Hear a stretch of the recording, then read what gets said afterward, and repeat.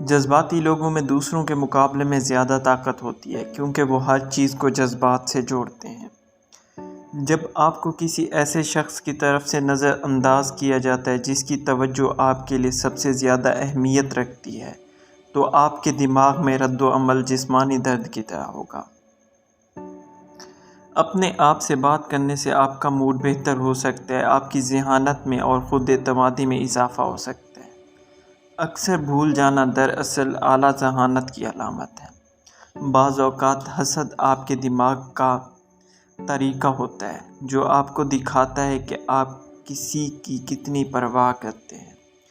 کبھی بھی کسی کے ساتھ زیادہ پیار یا دیکھ بھال کا اظہار نہ کریں کیونکہ یہ انسانی رجحان ہے کہ وہ ہمیشہ مفت کی چیز کو کم سمجھتا ہے۔ انسان جتنا ہوشیار ہوتا ہے اتنا ہی تیزی سے سوچتا ہے اور اس کی لکھاوٹ اتنی ہی سست ہوتی ہے۔ بہت سے نوجوان جو 9 سے 8 گھنٹے سے کم سوتے ہیں وہ چڑچڑے پن اور یہاں تک کہ ڈپریشن کے شکار ہوتے ہیں۔ تجربہ کار لوگوں کی تجاویز کو ضرور سنیں کیونکہ وہ اپنی ناکامی کی وجوہات بھی جانتے ہیں۔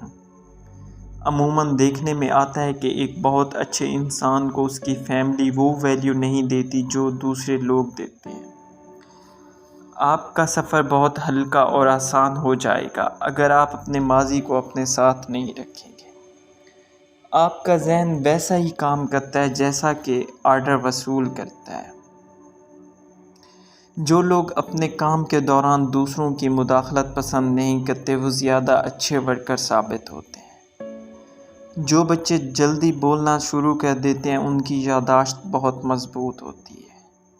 جب آپ مسکراتے ہیں تو آپ کی توانائی کی کئی گنا زیادہ بڑھ جاتی ہے۔ جن لوگوں کے سونگھنے کی حس بہت زیادہ ہوتی ہے وہ اچھی اور تیز ہوتی ہے، ان کا دماغ بھی تیز ہوتا ہے۔ جو لوگ دیر تک جاگتے ہیں وہ زیادہ تخلیقی ذہین اور زندگی کے فیصلے بہت بہتر ہوتے ہیں۔ جو لوگ عام طور پر بہت اچھے ہوتے ہیں وہ اندر سے اتنے ہی زخمی ہوتے ہیں۔ جو لوگ بہترین مشورہ دیتے ہیں وہ عام طور پر سب سے زیادہ مسائل کا شکار ہوتے ہیں۔ اگر آپ زیادہ دیر تک سوتے رہتے ہیں تو آپ اعصابی کمزوری میں مبتلا ہو سکتے ہیں۔ اگر آپ چھوٹی اشیاء سے چمٹے رہتے ہیں تو آپ بچپن سے عدم توجہ کا شکار ہیں۔ اگر آپ کو معمولی سی باتوں پر غصہ آتا ہے تو آپ محبت کی کمی کا شکار ہیں اور محبت کے متلاشی ہیں۔